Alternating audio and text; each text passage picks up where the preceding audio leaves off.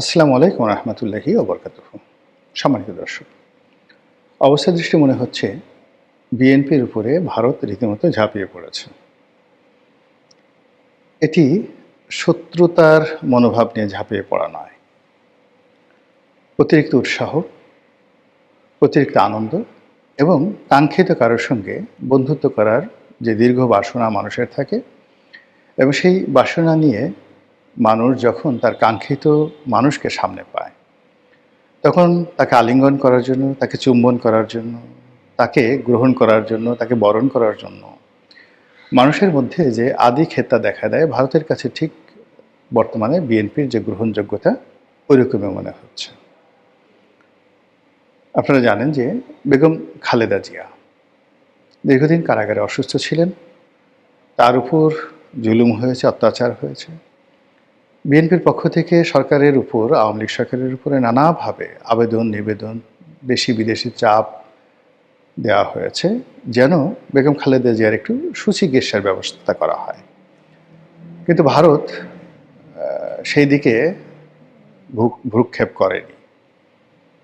এমনকি তারা যদি শেখ হাসিনাকে বলতেন যে বেগম খালেদা জিয়াকে দিল্লিতে পাঠানো হোক, ভারতের কলকাতাতে চিকিৎসা করানো হোক, সেটাও তারা বলতে পারতেন এবং শেখ হাসিনা সেটা রিফিউজ করতে পারতেন না। কিন্তু ভারত এই কাজটি করেনি। তারা একেবারে চোখ বুজে অন্ধের মতো চারিদিকে সব দরজা বন্ধ করে দিয়ে কেবলই মাত্র আওয়ামী লীগের সঙ্গে তারা বন্ধুত্ব রক্ষা করেছে। এটা ভালো। এটা ভালো যে ভারতের এই অভ্যাসটা আমার ভালো লাগে, যে তারা যখন কারো পক্ষ অবলম্বন করে একেবারে অন্ধভাবে তাদের পক্ষ অবলম্বন করে, আর যাদের বিরোধিতা করে তারা খুব ডেডিকেটেডলি সেই বিরোধিতা তারা চালিয়ে যায়।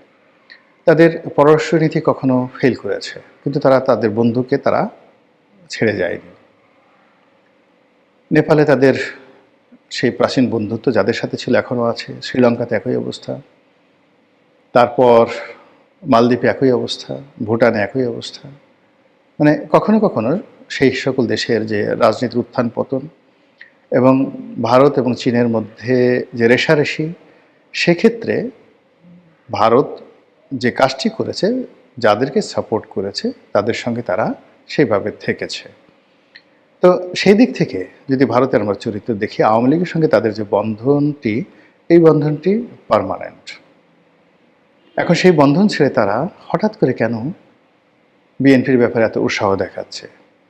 এটি কি আওয়ামী লীগকে ত্যাগ করে বিএনপিকে গ্রহণ করার, নাকি বিএনপিকে কনভিন্স করে তারপরে তার মাধ্যমে শেখ হাসিনাকে বাংলাদেশে প্রত্যাবর্তন করানো, তারপর আওয়ামী লীগের যে নিয়মতান্ত্রিক রাজনীতি, সেই রাজনীতিকে বৈধ করা এবং তাদেরকে সেই সুযোগ দেওয়া, এই কাজ করার জন্য কি তারা সেটা দেখাচ্ছে? নাকি গত 17টি মাসে তারা যেভাবে অপদস্থ হয়েছে, অপমানিত হয়েছে, লাঞ্ছিত হয়েছে ডক্টর মোহাম্মদ ইউনূস এবং তার সরকারের দ্বারা, যেভাবে ইসলামী ছাত্র শিবির থেকে শুরু করে প্যারিসে বসে বিএনপি এবং যাকে বলে জামাত, এদের চাইতেও সোশ্যাল মিডিয়াতে যারা খুব বেশি অ্যাক্টিভ, এ সকল ইউটিউবাররা যেভাবে ভারত বিরোধী প্রচারণা চালিয়েছে এবং যার ফলে ভারতীয় পণ্য বর্জনের ডাক এসেছে বারবার। ভারতীয় যারা লোকজন তারা এই দেশে কখনোই তারা নিরাপদ বোধ করেনি এবং বারবার তারা তাদের ভিসা সেন্টার বন্ধ করে দিয়েছে। এবং ভারতীয় রাষ্ট্রদূত গত 15 বছর ধরে বাংলাদেশে যেভাবে তারা চলাফেরা করতেন, এই গত 17 মাসে বলতে গেলে রীতিমতো বিশ্রী অবস্থায় তাদেরকে ঘরে বসে থাকতে হয়েছে। তো এই অবস্থার পর যখন একটা নির্বাচন হলো, সেই নির্বাচনে বিএনপি সংখ্যাগরিষ্ঠতা পেল এবং জনাব তারেক রহমান সাহেব একটি উল্লেখযোগ্য চরিত্রে তিনি আবির্ভূত হলেন দৃশ্যপটে। তো সে কারণে কি তারা এই যে দীর্ঘ অপমান ডক্টর মোহাম্মদ ইউনূস সরকারের দ্বারা, এরপর জনগণের মধ্যে ভারত যে বিরোধিতা, তার সঙ্গে সঙ্গে অর্থনৈতিক কর্মকাণ্ডে তারা যে বিপর্যস্ত অবস্থার মধ্যে পড়েছে, যেভাবে ভারতের সঙ্গে ব্যবসা বাণিজ্য, যাতায়াত, ট্রানজিট প্রায় সব কিছুতে একটা স্থবিরতা নেমে আসছে। এটা কেবল যে আমাদের ক্ষতি হয়েছে তা নয়, ভারতেরও কিন্তু মারাত্মক ক্ষয়ক্ষতি হয়েছে। তো সেই জায়গাতে বের হওয়ার জন্য তারা কি তারেক রহমান সাহেবকে গ্রহণ করতে চাচ্ছেন, বা বিএনপিকে খুব বেশি মাত্রায় তারা প্রিভিলেজ দিচ্ছেন, এই বিষয়গুলো নিয়ে আলোচনা করব। আমার কাছে যেটা মনে হচ্ছে যে ভারত যে কোনো মূল্যে আসলে বিএনপির সঙ্গে একটা সম্পর্ক স্থাপন করতে চায়, যে কোনো মূল্যে।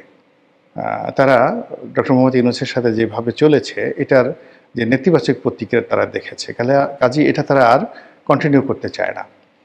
তো তারা ভারত যেটা চায় যে বিএনপির সঙ্গে তাদের একটা ভালো সম্পর্ক হোক, তারেক রহমান সাহেবের সাথে একটা ভালো সম্পর্ক হোক, এটা তাদের একটা ফার্স্ট প্রেফারেন্স। দ্বিতীয় প্রেফারেন্স হলো যে ভারত বাংলাদেশ সম্পর্কের মধ্যে শেখ হাসিনার জমানাতে যে বিষয়গুলো মীমাংসিত হয়েছিল, ট্রানজিট, অন্যান্য বিষয়গুলো, যে চুক্তিগুলো হয়েছিল এবং বিশাল ভারতীয় বিনিয়োগ, বিভিন্ন ক্ষেত্রে যে বিনিয়োগগুলো হয়েছিল, সেই বিনিয়োগগুলো যেন চলমান থাকে এবং অর্থনৈতিক কর্মকাণ্ড যেন আগের মতো থাকে, এই বিষয়গুলো তারা নতুন সরকারের সঙ্গে একটি সমঝোতায় আসতে চাচ্ছে। আর তৃতীয়ত হলো সঙ্গতির কারণে তারা চাইবে যে বাংলাদেশে কোনো ইসলামিক শক্তি এখানে ক্ষমতায় না আসুক। তো যদি তারেক রহমান সাহেব এবং ভার্সেস জামাত, এই দুটো রাজনৈতিক শক্তি পরস্পরের সাথে প্রতিযোগিতা করতে থাকে, আওয়ামী লীগ যদি এখানে অনুপস্থিত থাকে, জাতীয় পার্টি তো ইন দি মিন টাইম নিজেদেরকে দুর্বল থেকে দুর্বলতর বানিয়ে এখন রীতিমতো মানে লাইলাতুল মানে কবরস্থান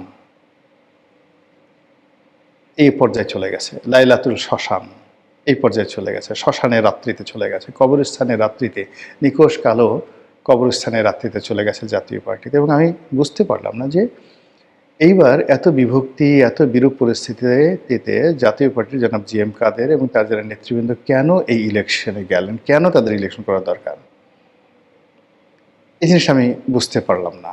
এনিওয়ে, এখন জাতীয় পার্টির আবার নতুন করে দাঁড়ানো, আবার ঘুরে দাঁড়ানো, একত্র হওয়া, সব কিছু করা, it is very very tough, ভীষণ রকম টাফ। তো এনিওয়ে, যেটা বলছিলাম, তো সেই অবস্থাতে যেটা হচ্ছে যে দুটো রাজনৈতিক শক্তি, একটা হলো ইসলামিক শক্তি, আর একটা হলো মানে জাতীয়তাবাদী শক্তি। তো জাতীয়তাবাদী শক্তি মানে বিএনপির নেতৃত্বে যে সকল দল এখন তাদের সাথে আছে, এই জোট, যারা ধর্মের ব্যাপারে লিবারেল, গণতন্ত্রের ব্যাপারে যাদেরকে বলা হয় লিবারেল ডেমোক্রেটিক দল। আর এর অ্যাগেনস্টে জামাত, এনসিপি, 11 দল, তারা তো আছেই। তার সঙ্গে সঙ্গে যারা তাদেরকে ছেড়ে চলে গেছে, যেমন হেফাজত, তাবলিগ, তারপর চরমোনাই, অন্যান্য যে গ্রুপগুলো যারা একত্র হতে পারত বা হওয়ার চেষ্টা করেছিল এবং একবার তারা হয়েছিল, এই জোটটি খুব দ্রুত সিমেন্টেড হয়ে যাবে। উইদিন 2-3 মাসের মধ্যে সমস্ত ইসলামী শক্তিগুলো একত্র হবে এবং যে কোনো বিষয় নিয়ে তারা রাজপথে নামবে। এবং জনাব তারেক রহমান সাহেব যদি ভারতীয় সেই বন্ধুত্বের দিকে হাত বাড়ান, নরেন্দ্র মোদী বাংলাদেশে আসেন, বিশ্বাস করেন এই মামুনুল হক সাহেবরা আবার রাজপথে নামবেন, জামাত রাজপথে নামবে, এনসিপি রাজপথে নামবে, আবার এই মানে ডেলি স্টার, প্রথম আলো, এই সমস্ত পত্রিকা যাদেরকে পুরো ভারত বলা হয়, এদের প্রতি আবার আক্রমণ করার জন্য চেষ্টা করা হবে। এবং রাষ্ট্রশক্তি মানে রাতারাতি একটা ইলেকশনের মাধ্যমে নতুন সরকার ক্ষমতায় আসবে, কিন্তু ওই যে ব্যাকবন সোজা করে একটা বৃহৎ ইসলামী শক্তিকে দমন পীড়ন করার মতো অবস্থা হবে না। এবং এখানে মানে একটা ব্যালেন্স আছে, এই ব্যালেন্স, রাজনীতির যে ব্যালেন্স, সেই ব্যালেন্স আওয়ামী লীগ ছাড়া এই মুহূর্তে জামাতের জন্য রাজনীতি করাটা নিরাপদ নয়, আর আওয়ামী লীগ ছাড়া এই মুহূর্তে বিএনপির জন্য রাজনীতি করা নিরাপদ নয়।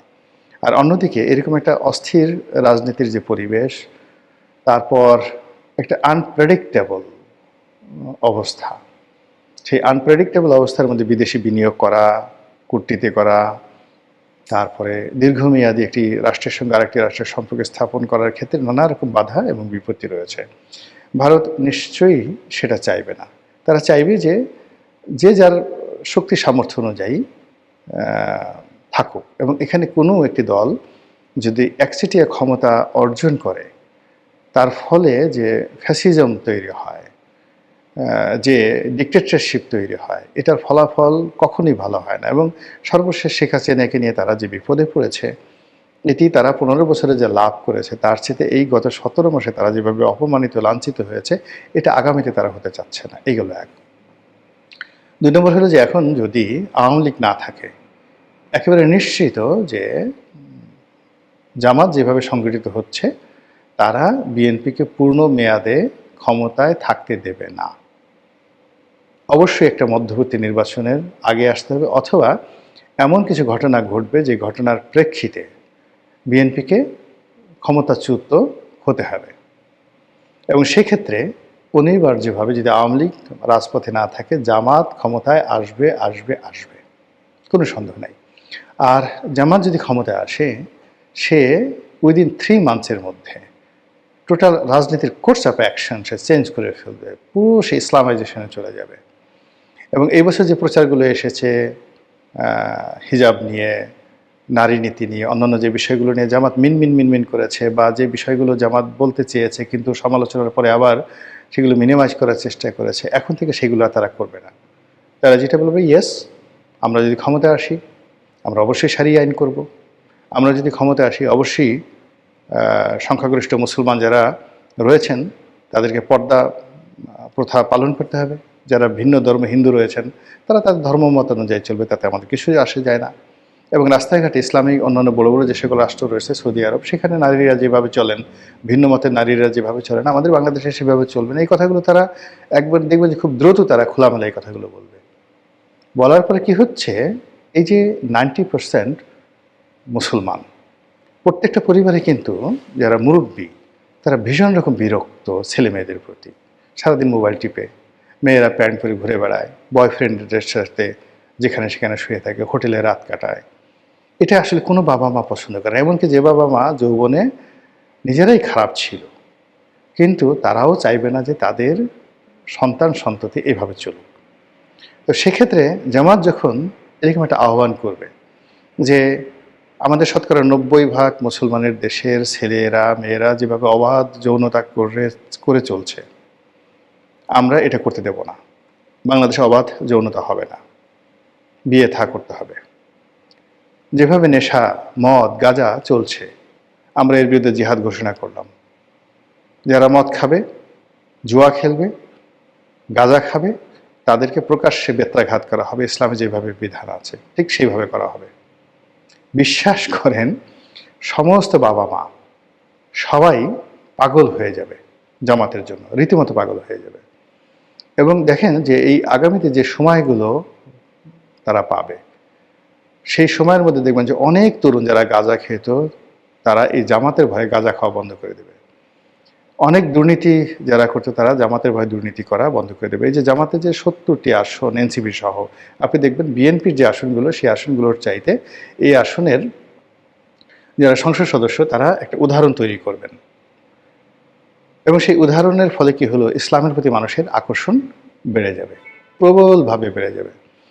এরপরে জামাতের যে নেতৃবৃন্দ, এনসিপির যারা নেতৃবৃন্দ, যারা আপার হাউজে মেম্বার হবেন, তারা সেখানে ঘন্টার পর ঘন্টা কোরআন, হাদিস, ইজমা, মানে একটা ওয়াজের মাহফিল বানায় ফেলবেন আমাদের যে আপার হাউস, উচ্চকক্ষ সেখানে। এবং তাদের জামাতের লোকজন তারা ওইভাবে রিক্রুট করবে যারা ভালো বক্তা, অনলবর্ষী বক্তা, কোরআন জানে, হাদিস জানে, মহাভারত জানে।